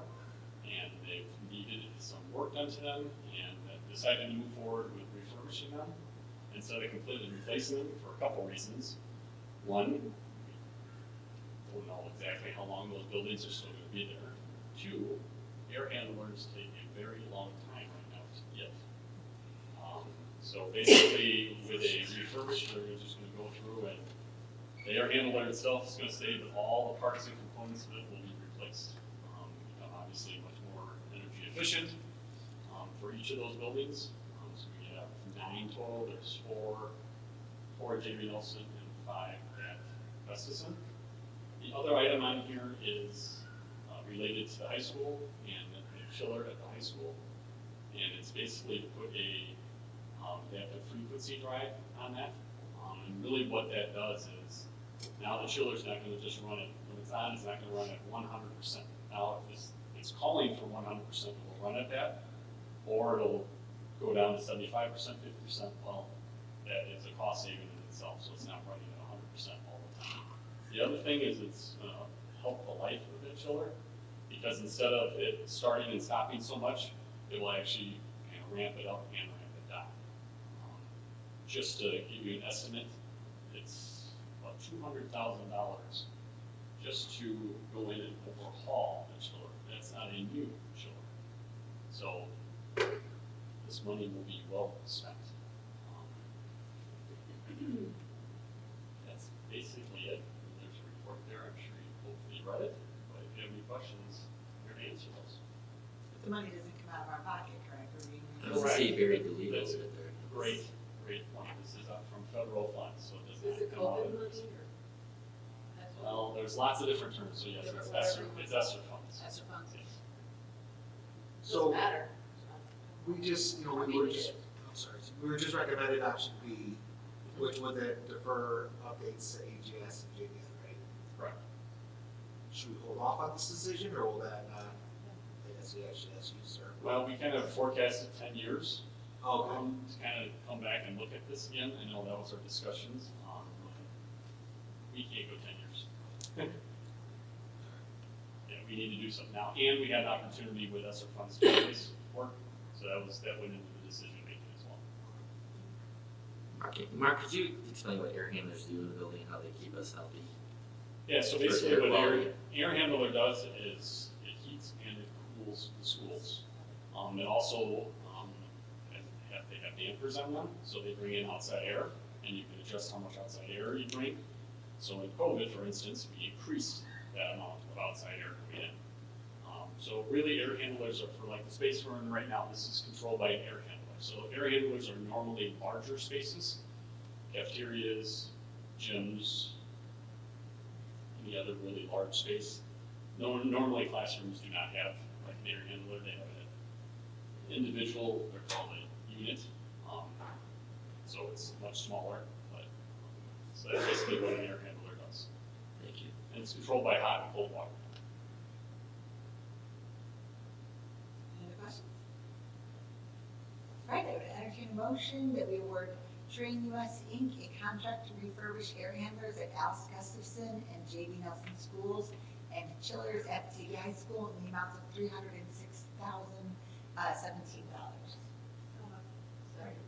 Moved by Meitzler, second by Meadows, all in favor? Aye. Any opposed? All right. That is all of our normal action on our agenda tonight. We do have closed session with potential action afterwards, but in the meantime, we'll go to Dr. Hinkins for administrative comments.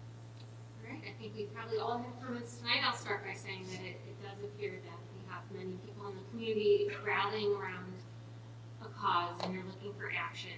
And students feeling unsafe is a very worthy call to action. Students who feel like they do not feel welcome or included, also a very worthy call to action. The public commenters, even tonight, were talking about students experiencing racist and homophobic comments. There are students who experience these things in our schools. There are also, on social media right now, some things that are rumors, such as the one where 100 students barricaded a bathroom door to stop a student from entering a bathroom that they have a right to enter. In a different group of students, there's a rumor that a different school had a group of students destroy some LGBTQ books. These things did not happen the way that they're portrayed online, but some students do experience hate. The narrative that the district is doing nothing when we hear about a student who feels unsafe, harassed, or bullied is false. We are committed to helping these students to do better, and we are committing to supporting the students who are affected. The details of our interventions are not publicly disclosed to protect student privacy. We do follow up on every incident that is reported. Whether the report is made here at a public meeting, we'll follow up with the students who reported incidents tonight, or sometimes they report to an adult in the building. But I do recognize that for a variety of reasons, not all students feel comfortable reporting incidents to us. Our staff members, I really need to make this point, are very caring individuals who cultivate positive relationships with students every day. They make a strong effort to help students feel welcome and included, and to help students feel like they have somebody they can go to. One of the things the high school does is they ask every student every year, do you have a trusted adult? Any student who doesn't say that they have one gets followed up with, because we know students need that trusted adult and they need to know where to go when they have a concern. Our students are surrounded by adults who have their best interest at heart. This year, the Board of Education asked students, staff, and community members to review our strategic priorities to see how we can do better. A dedicated team of staff members, some of them are here tonight that spoke, are working on an equity action plan to address the top areas that the community and the students and the staff identified for improvement. So these discussions will continue, and we will update the equity page of the website to keep you informed. So anything new that happens, we'll make sure that we can update that page, including some of the comments and recommendations from the committee tonight.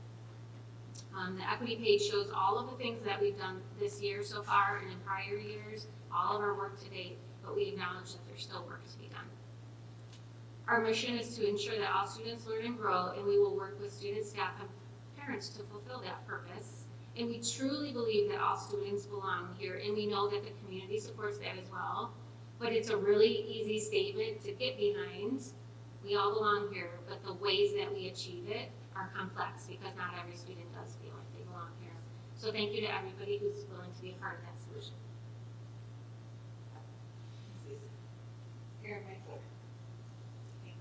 Lisa, thank you for all of those words. It has been a very, very challenging year.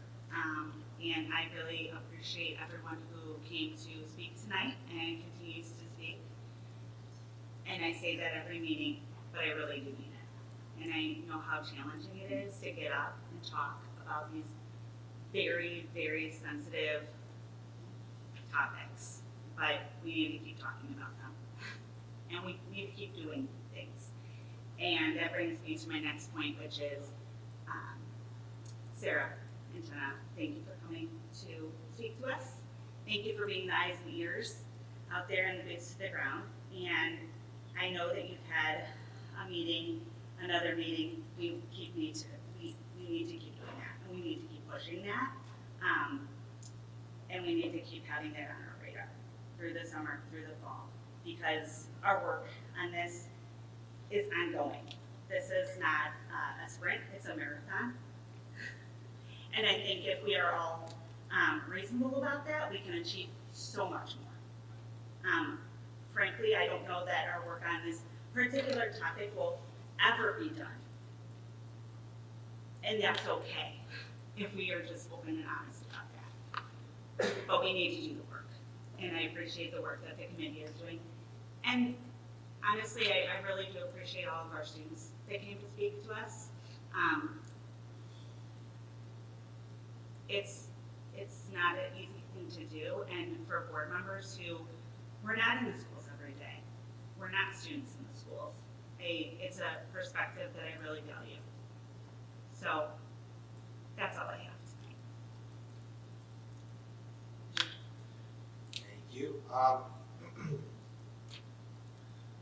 I guess what I want to talk about a little bit is what Lisa, you brought up, the rumors on the internet. I really appreciate the group here and everyone that came and spoke, and I really believe that this board is going to do our best to help improve DEI in the schools. I would hope, and I believe you're all part of the community as well, and I would encourage and hope that you're also this involved with the community and trying to improve and increase knowledge of our community members. We'll do our best in the schools, and a lot of learning starts at home. I don't like saying this, but the teachers could teach my child that 1 + 1 is 2, but if I tell her that it's 4, she's going to believe me. So I really hope that you all continue your efforts in the community as well and try to help improve knowledge at homes where children also need it. That being said, thank you all for being here, and Lisa, thank you for that statement that you made. I really feel like if you go looking for something, you're going to find it, whether it's negativity or positivity. So I hope that you are all expecting positive change, and I think it's going to come. That being said, I do think our community is very supportive. A little closer to home with HC Storm as being my children's school. We're going to have a BIC meeting at some point. We'll talk to other PTOs about this, but HC Storm did a really great job and got a lot of support from their family members. I can't remember how much it was, but I can call out the PTO member. We raised like $25,000 or $20,000 from the fund run just recently. She's going like this, 17,000. But in years past, they used different companies to help run that, and we lost a good percentage of it to the company. And this year, they did it all on their own, a lot of hard work and efforts. And Principal Milka with the children duct taped into the wall. So it was really good. It was a really nice community effort, and I think a lot of people are really showing their support for the school. So I know that we're in a good place, and we'll keep it better. So that's all. Thanks, Archie. Craig. A couple of things. One, just thank you to everybody that came out to speak today, everybody that came out to stand behind those that spoke today. I said it last time, we're not just listening, we're hearing, and I kind of heard that and appreciate it for what was said by the Equity Committee today. Those people that bring their passions and their concerns to the board, they're valid and they're complex issues, and usually so are the solutions, as you said earlier, Lisa. And so we're doing our best to navigate those and kind of discern the proper path so that all are treated equitably and included. Particularly also those to the students that spoke today, we hear you as well. From the Equity Committee perspective, thank you for your time and effort. The road is long, and I know it has been for you from the very beginning, and I appreciate it. I really appreciate the fact that, and I find this works best all the time, that when we get engaged people that are engaged with our kids on a daily basis, that's when real change happens, because they are, I'm only engaged with 2 or 3 kids a day, and then when marching band comes around, a big number elsewhere. But You guys are in a day-to-day, people on the streets, and so I appreciate your efforts to try to help make sure that we do create a space and a home for people where they feel comfortable being students. One of the things I do want to point out that as the year closes and that, I appreciate all the time and effort that our teachers have spent for the past school year. It's been a tough one. I have my wife at home is a speech pathologist in the school district, and this is always the time of year I think she gets a little jittery. So she's officially done, sorry. But she reminds me kind of every year that, the teachers are doing their best, and this year I think felt like the end of this year's marathon, and they're looking forward to next year. So please use the summers for whatever time you have to rest and recuperate, and we know all that you do, and we appreciate it so much. One thing I do want to say on the equity committee side, I was at the high school band concert in May. It wouldn't be a meeting if I didn't mention something like that. But one of the things I really found kind of impressed me, and I thought about it, is, my son's in band, and I get to see all these concerts that people don't get to see, where everybody's getting to watch the product of what their kids do. They get to listen to the music, they get to hear. But this time was a little different. One of the bands played a song called To Right Our Wrongs. And it's a song that talked about equity and inclusion and about the need for the United States and the kind of nation as a whole to kind of begin to figure out a way to heal. And it's a really wonderful song that the teachers spent the time asking the students that played it, as they learned it all year long, what they thought of the song before they knew what it was about. And so they continued to have that conversation over time about what it meant. And for those of you that think EI and elements like equity and inclusion are not being discussed, maybe they're not being discussed enough, but they are being discussed. And there are teachers out there that are trying really, really hard. People that are failing and stating that there's not enough happening, we need to make sure they don't marginalize those that are trying their hardest. I'm getting a little worked up, so I apologize if I am. But I want to make sure that I recognize that, and I know others up here do as well. We need to speak as one voice. We need to figure out how to work together, and we need to make sure that those that are doing the work are applauded for the work that they're doing. Thank you. Thanks, Greg. I'm just going to be quick and say thank you to everyone who came out and spoke tonight. I do appreciate it, and I really, truly appreciate any of the students that came out. I know how intimidating it can be sometimes. It's intimidating for me to speak in front of people. So for you to come up and speak to us, I really appreciate it. And thank you. And congratulations to all the seniors. Best of luck. Have a great time tomorrow. Make good choices. Nice words. That goes for anybody. All of us, right. Everybody. So, yeah, I want to echo my colleagues and just speak to everyone here tonight, but also throughout the year. I've been on the school board for 1 year, and basically every meeting I'm inspired by the courage and the passion of our citizens to come out and speak about things they care about. And, we have the meetings, we receive emails, we read every email. And we're citizens, so we're at ball games, we're at the Limestone Coffee Shop, and I'm talking to people, and we're listening. And these conversations make us think, and they lead to conversations with this group, and that leads to change for the positive, in my opinion. So I want to thank everyone for participating in our democracy. I also want to thank all the volunteers, the equity team, the facilitating team. And I'm just sort of struck right now. I'll point out a couple of people. Sarah was emceeing a trivia night for her school, so she's all over the place. I see Karen Cheeseman in the back. I think she chaired every committee at J.B. Nelson this year and was on the facilitating team. So I know that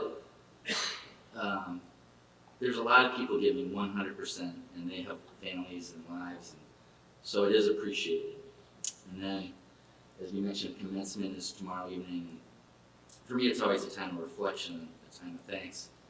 Like we said, we're going on 2 years of the pandemic. It's been tough. And someone says, what's it been like being on the school board? I said, it's challenging.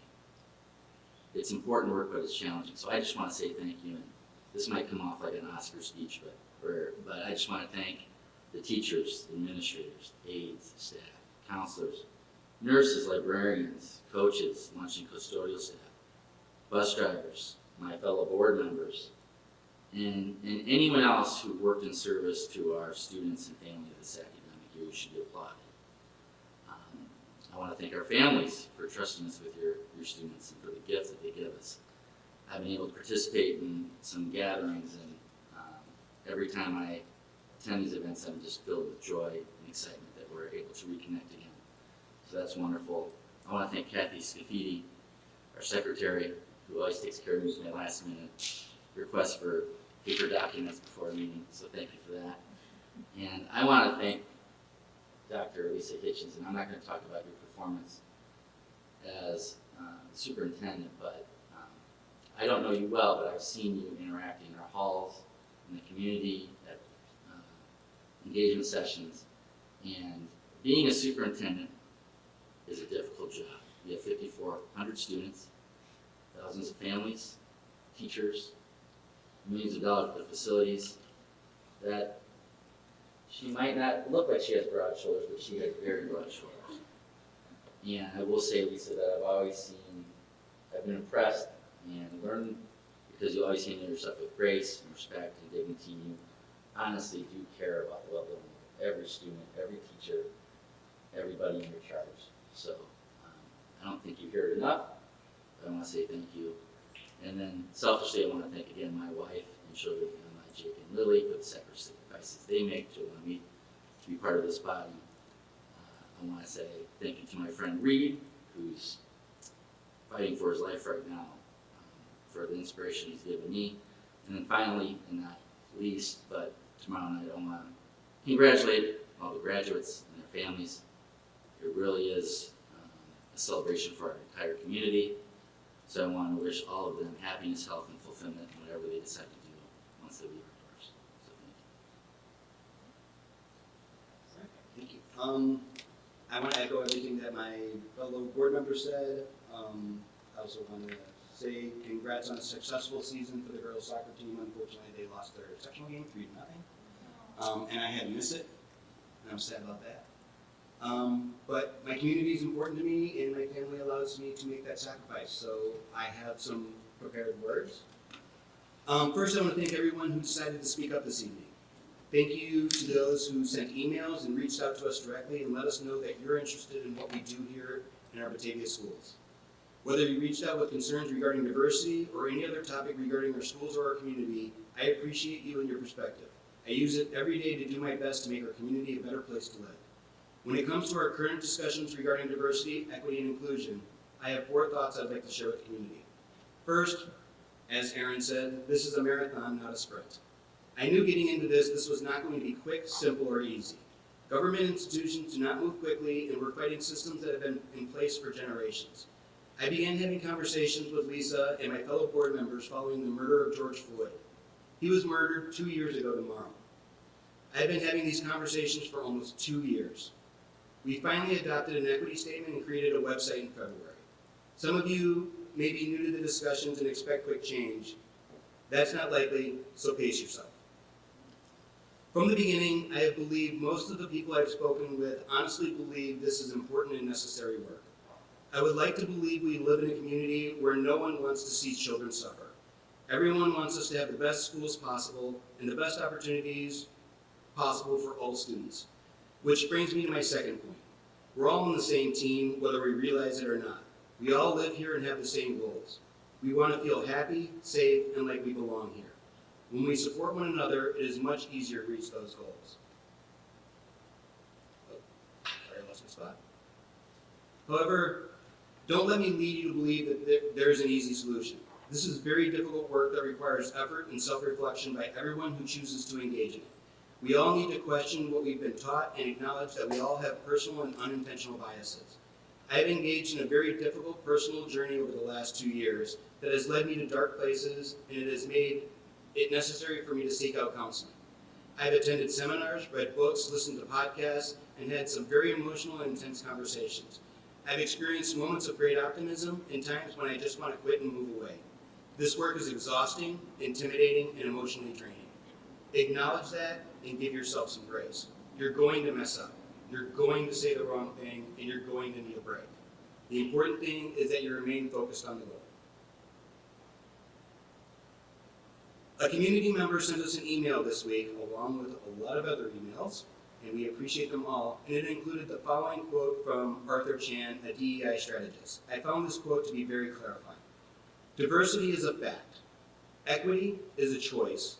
Inclusion is an action, and belonging is an outcome. We all want our children to feel like they belong in our town and in our schools. That requires we do the work to get there. This leads me to my final point. We have to be very careful not to pat ourselves on the back too quickly. As a black man, I believed I was advocating for all our students the entire time I've been on the board. The reality is, two years ago, I ignored data that should have been obvious. I didn't question the performance of our black and brown students as long as they performed as well or better than the black and brown students in neighboring districts. I was willfully ignorant to the reality that all of our students live in the same town. They have the same teachers, they share the same buildings, classrooms, and access to extracurriculars. They're literally growing up in the same environment. We shouldn't be able to guess with a high degree of probability the success or failure of one of our students based on the color of our skin. Yet almost all the data says otherwise. Regardless of how well-intended we may have been in the past or may consider ourselves now, the truth is the data doesn't lie. We cannot judge our success based on how we feel we've done or what we think we've accomplished. In my opinion, there are two ways we can determine our success in making schools more welcoming for all students. First, we can follow the data. In some cases, that may mean collecting data in the first place. If our numbers aren't improving, we know we are not doing the right things. We must acknowledge this and change our methods, or we'll be condemned to repeat the cycle, which is exactly what a biased system depends on. Second, we can have conversations with those we're intending to help, and then we can believe them and act when they say they're not okay. If they're not part of the conversation, if they're not in the room where decisions are being made, we're being performative and not actually doing the work that needs to be done. Members of oppressed groups are not an unknown group of others. They're our friends, classmates, neighbors, and family. We need to trust their experience may be different than ours and that they're perfectly valid. I apologize for this being so long-winded. Please allow me one more moment to summarize. I want you to remember these 4 things. This is a marathon, not a sprint. We're all on the same team. This is difficult work that requires we work on ourselves as well as the systems we live in, and we cannot consider ourselves successful until those we're trying to help tell us our efforts are having a positive impact and we have the data to back that up. This is not going to be easy, but I'm confident if we stay focused and hold each other accountable for this difficult work, we can make life better for all students, families, and the entire community. Thank you.